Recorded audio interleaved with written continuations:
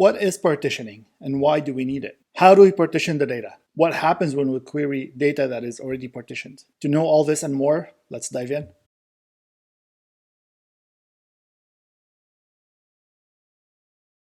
Hello and welcome. My name is Elhelw. Today we're going to talk about partitioning. Partitioning has been requested by several people, so today would be the day for that. I wanted to talk about what partitioning means, how do we partition the data, how does that affect query processing, and many more important questions related to that topic. So before we get into that, let's look at two scenarios and see how that leads into partitioning. Scenario number one, let's say we have this big table here, table about some shopping orders, for example.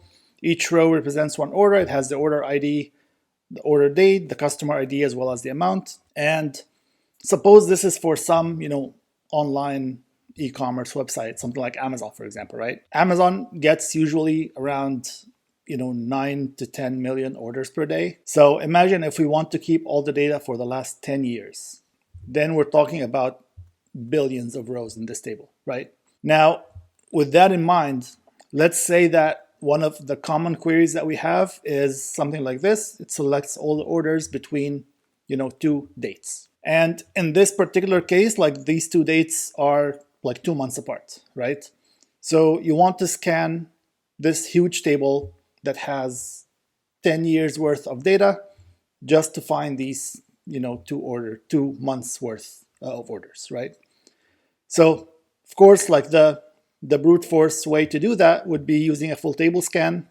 You have to scan every single row in that table, see if it happens to be within that range or not. If so, you return it in the results. If not, you just skip it. Of course, obviously this is too slow, especially if we're dealing with that scale of data. This is going to be a very, very slow operation just to return a relatively small number of rows, right? You could improve this a bit by creating an index on order ID. And we have talked about indexes before in some previous videos. If you have not seen those so far, I will link them down in the description. If you have an index on order date, then in this case, basically, instead of having to scan the whole table, you just have to navigate the index until you find the orders that satisfy the filter, and then that will save us from having to scan the whole table. Of course, if we are looking at some data that is not in the index, like the amount or the customer ID or something, we still have to go and fetch that data from the table pages on disk, right? So this would mean that we still have to do some random access on the table to get this data. So it's definitely much better than doing a full table scan, but there is still room for improvement there. Let's look at a different scenario. Here we have this products table. Each row is product, like maybe this is managing the products in a store or something. So you have a product ID, product name, category ID. You could say some products are in the office supplies category, or toys, or electronics, or whatever it is. So you have different categories, and then you have the quantity for this product, and then some notes. Just put some garbage text here, but this could be any arbitrary text about this product. Could be something like a description, or any different amount of text information that you have. Of course, this notes field can be arbitrarily large. However, in most of the queries that we have, we're not really looking at this notes field. You would be looking at the quantity, at the customers, at the category, product ID, and so on. So most of the queries do not need to reference this notes field. However, if you do a full table scan, again, you have to read the whole row, right? So you cannot read just a few fields from disk. You have to read the whole row, and then you can do a projection and return only the fields that you're interested in.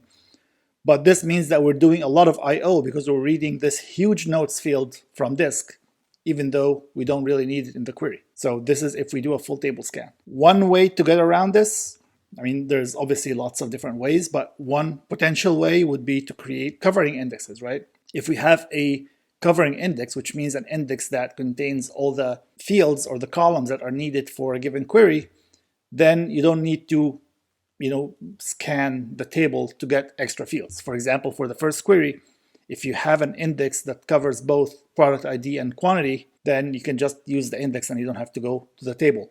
The same thing for the second query. So if we create these covering indexes that have only the attributes that we're looking for, then this will save us from having to read, the notes field, which is too big. Of course, there are disadvantages to that. One is that you might need many different indexes, because remember, each index, the order of the index keys makes a difference. Depending on what filters we have in the query, you might have to create different combinations of those keys and so on. So you end up with too many indexes. Of course, too many indexes means that the update cost of the indexes is too high, because every time the data changes, you have to update the indexes. So that might be a problem. Also, if we use columns that do change frequently, something like quantity, for example, if we want to create a covering index that has product ID and quantity as index keys, and this quantity changes every time you buy a new product, or someone buys a new product, or you sell a product and so on.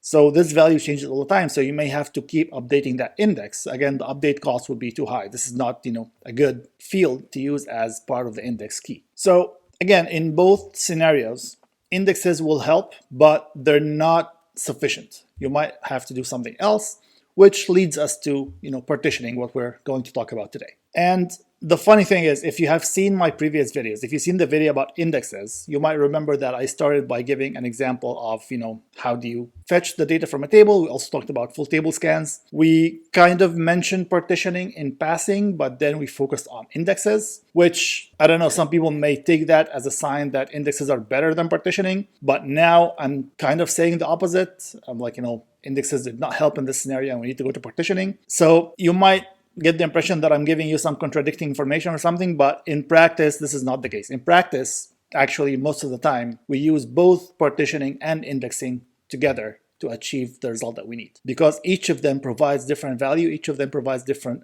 advantages. So using them together gives us the best of both worlds. So the examples that I just shown here, it doesn't mean that indexes are bad. It just means that maybe they're not enough just by themselves, and we need also to use partitioning in this case, which we will explain in a bit what that means. So just wanted to note that, but now let's get into partitioning and let's understand what it is. So partitioning, in very plain words, it means that we have data that, logically belongs into a large table. We've seen, the last two examples.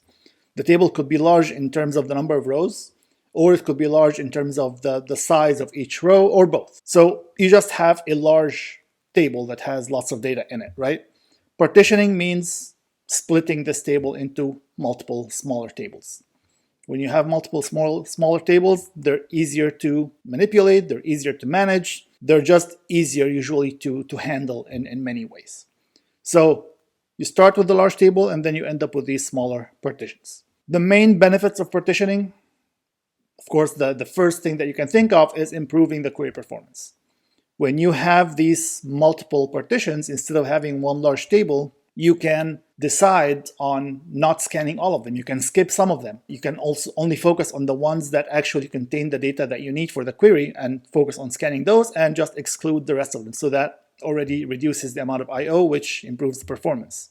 Another advantage is that it increases the parallelism of the system. Again, instead of having one single huge table, you now have multiple smaller tables. So you could potentially have multiple threads reading from these tables at the same time.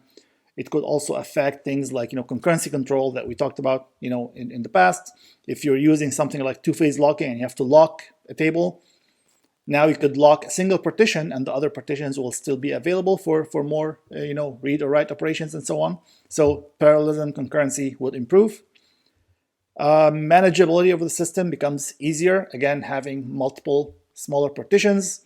If you want to do things like backups, or if you want to rebuild indexes, or if you want to do some archiving, whatnot, you can do that on smaller pieces of the data, rather than having to do that on the whole table as at once. If you want to rebuild an index, for example, rebuilding an index on the whole table would take a long time, versus rebuilding smaller indexes on these smaller partitions, because each index has fewer number of rows, so then each index smaller, so updating the index will take less time. So these are examples of how the manageability improves when you use partitioning. And last but not least, more efficient use of resources.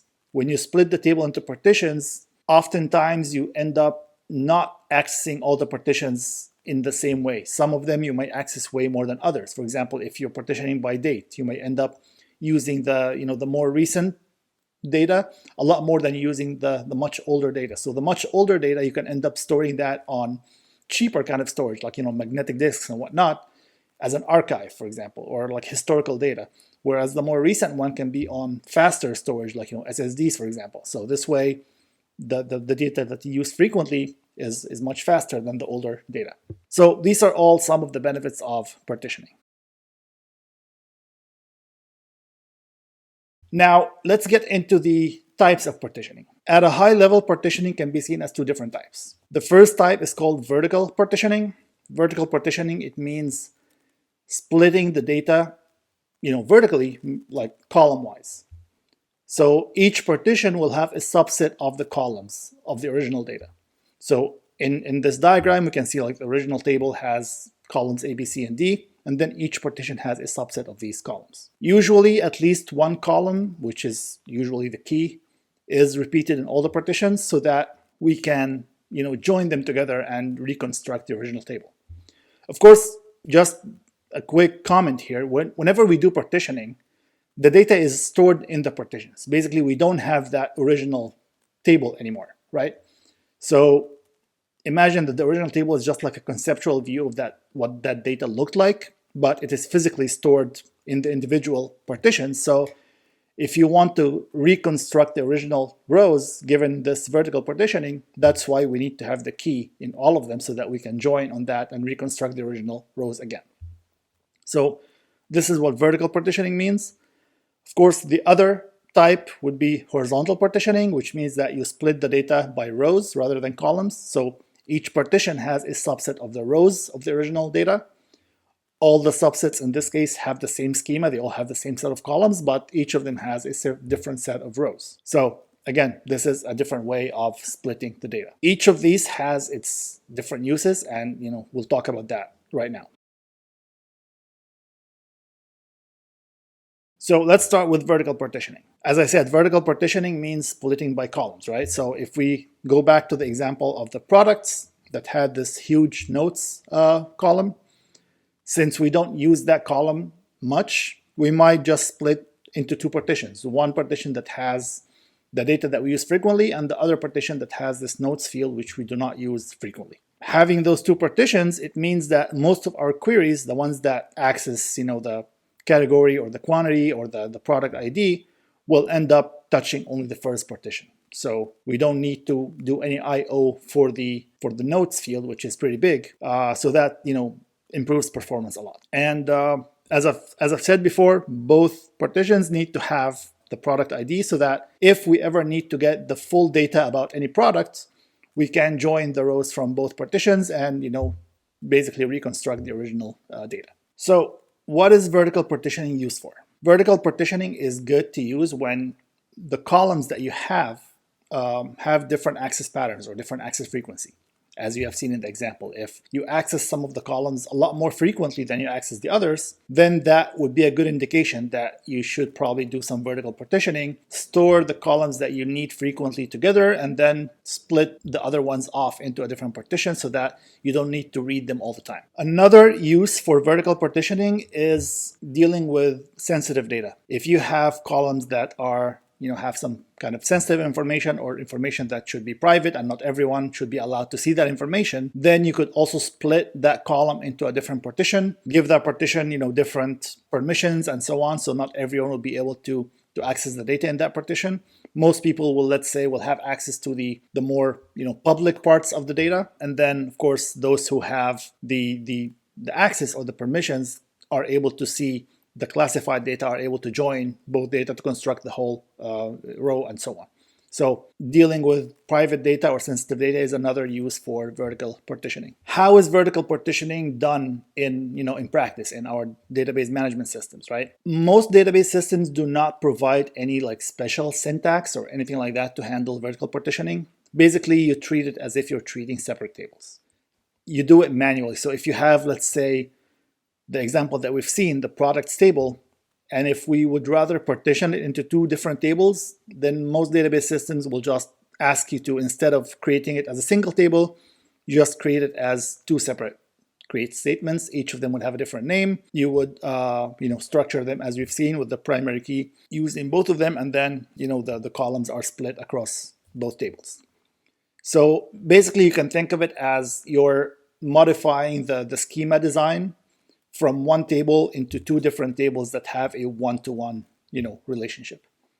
And then, once you have these two tables, you just treat them as two separate tables from now on. Any queries that you have would be on those two tables separately. If you need the data from both, you have to have a join query and so on.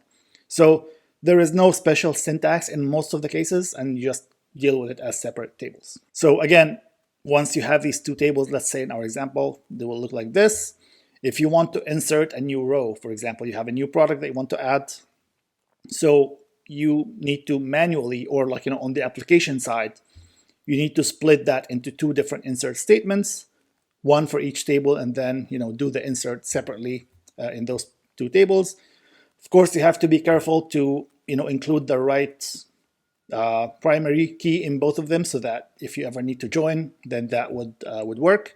So this is mostly handled on the application layer, or from the user, rather than in the DBMS itself. For horizontal partitioning, this is the second type of partitioning that we mentioned. Again, we said that horizontal partitioning means that you have a table and you split it by rows. So each of the partitions now has a subset of the rows, not a subset of the columns. They all have the same columns, but they have different sets of rows. So then the question is, how do you split the rows, right?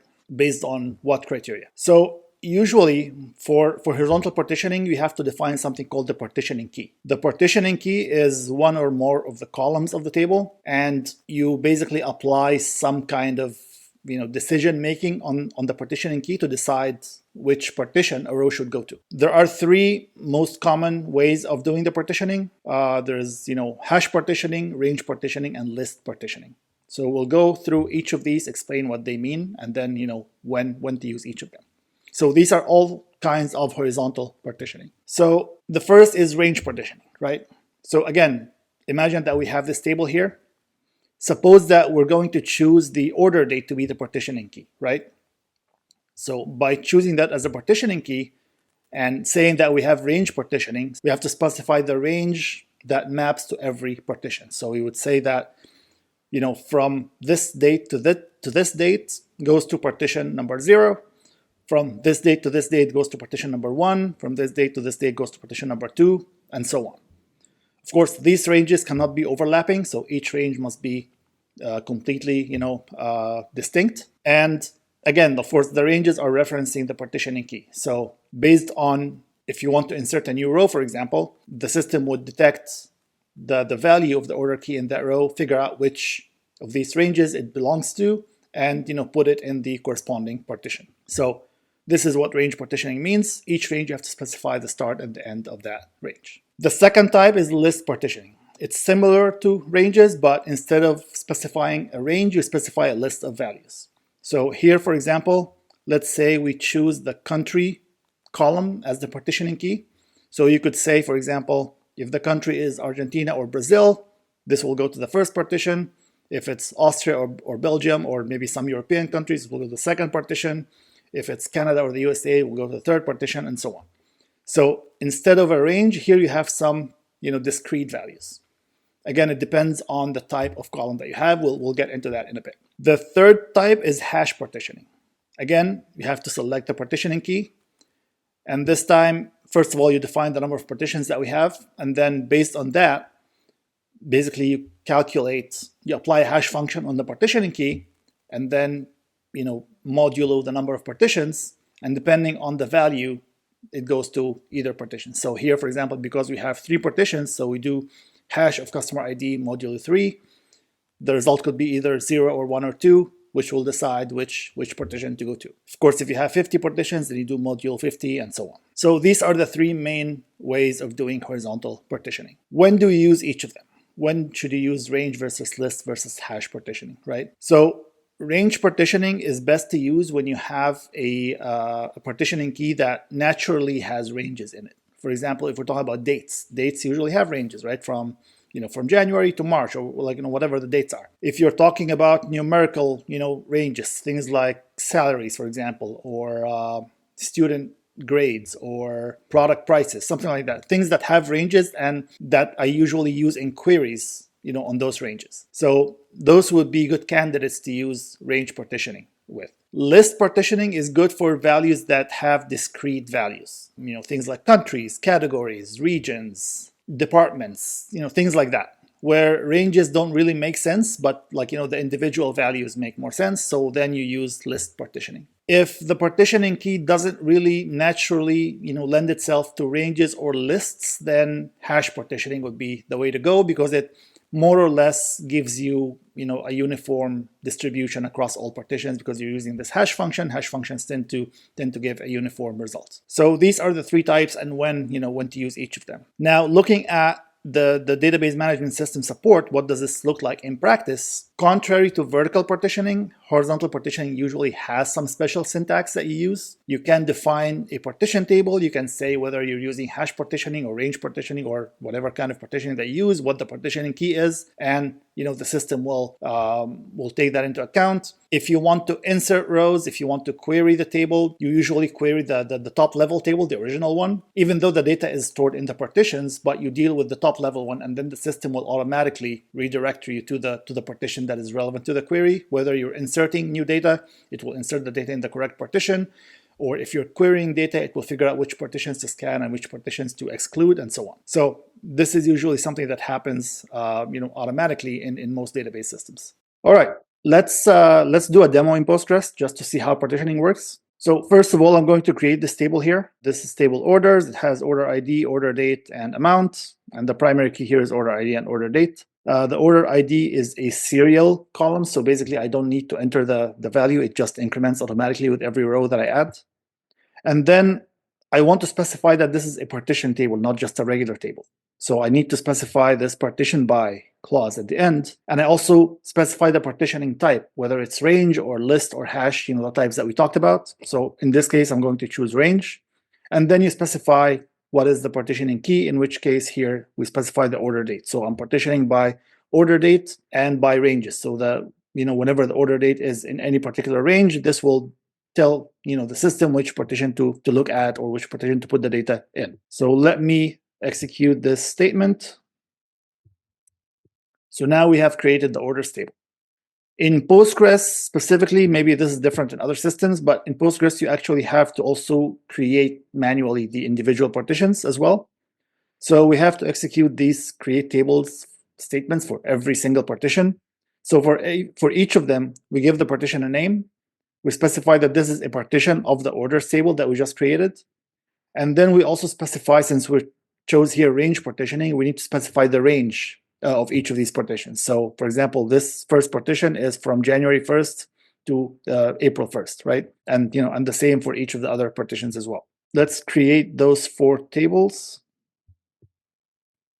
And if you notice that we did not have to specify the schema, we did not have to say what columns are in each table, what the primary key is, and all that, because this information is already in the orders table, and these guys are just partitions of that table. So they follow the same schema exactly. We can also, let me refresh the database here after we've created that. So if you look at the tables here, we can see the orders table that we just created. And if I expand this and go to the partitions section, we will see all the 4 partitions that we have here. We haven't added any data yet, so let's insert some data. I'm going to insert these 5 rows here. So as you can see, we're dealing with the orders table. We're not dealing with the individual partitions at all in case of this is horizontal partitioning. But the system will automatically determine which partition each row needs to go to, depending on the value of the order date and which range it falls within. So let me execute this. So we just inserted 5 rows. Again, if I look at the orders table here, we can see all the 5 rows that we just added. But I could also look at individual partitions. If I look at Q1, we will see that there's only 1 row in Q1. Q3, for example, has 2 rows. So each of the rows was redirected to the appropriate partition based on the value of the partitioning key, which is order date in this case. Okay, so now that we've inserted the data, let's try querying the data. Again, we're just going to query the orders table, right? We're not going to query the individual partitions, although we can do that, but most of the time we want to just query the top level table. So if I have a query like this, I just want to select from orders where the order date is between these two values. Let's see what the plan here looks like. So here we have a sequential scan on orders Q2. Q2 is this one between April 1st and July 1st. So the optimizer automatically figured out that because of the range that was specified here in this query, this range only overlaps with the range for this partition, right? So it doesn't even need to look at the other partitions because it knows that nothing from the other partitions is going to satisfy this filter. So now it decided to only scan the Q2 partition. And of course, it still needs to apply this filter on top of that. So this is the main benefit of using partitions, because you eliminate a lot of the partitions and you only scan a limited number of rows, depending on the query, of course. If we look at the second query, so here we have like a slightly larger range. So now from February 1st all the way to June 30th. So now let's see what happens. So here again, the optimizer determined that this range overlaps with both the Q1 and the Q2 partitions. So it needs to do a sequential scan on both of them, apply the filter, and then the resulting rows will have to go through the append, which is basically a union operation. So all the rows that satisfy from Q1 union all the rows that satisfy from Q2. Again, Q3 and Q4 did not have to be touched at all. What if we try this query? So here we have the filter says order date is less than December 2023. Notice that all the partitions that we have are in 2024. So none of the partitions will overlap with this filter at all. So let's see what happens here. So now the plan basically did not scan any partitions. The optimizer figured out that none of the partitions will satisfy the filter, so it will just going to return an empty result, because that's basically what it is. And of course, if we want to just select star from the orders table, then it will scan all the partitions and then union the result. So this is basically as if we have been scanning all the data without partitioning the table initially.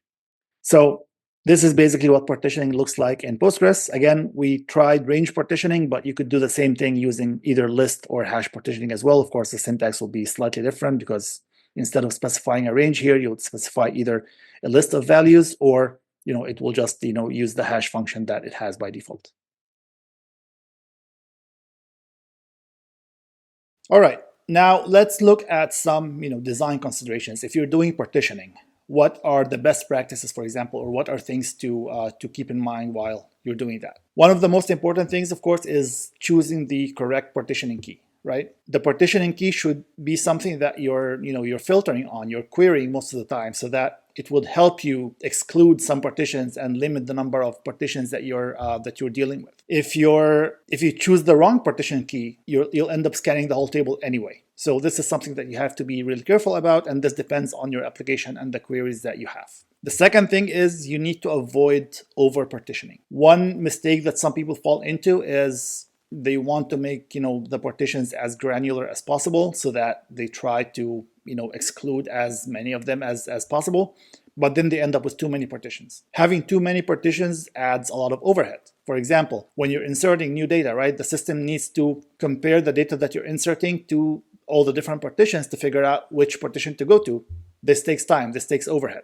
If you have too many partitions, this overhead increases. When you have a query, again, the system has to figure out which partitions to scan, which to skip, as we've seen in the example. And if you have many of those, this just adds a lot of overhead to the system. So you need to find a good balance between the number of partitions that you have, the amount of saving in scan that you have, and the overhead that's being added. As I mentioned in the beginning, using indexes with partitions is usually a good idea. For example, again, in some of the examples that we've seen, if we have partitions by date, for example, you could still have an index on the date attribute within each partition, so that it makes even scanning the partition unnecessary, and you can just query the index and then get only the rows that you need from within that partition. So it's always a good idea to use indexes with partitions. And then you need to constantly monitor the performance of the system, monitor the health of your partitions, monitor the data distribution, how it changes over time. You might start with partitions that are almost uniformly distributed, but with time the data will change. Some of the partitions may get bigger, some will get smaller. You might need to rebalance the partition or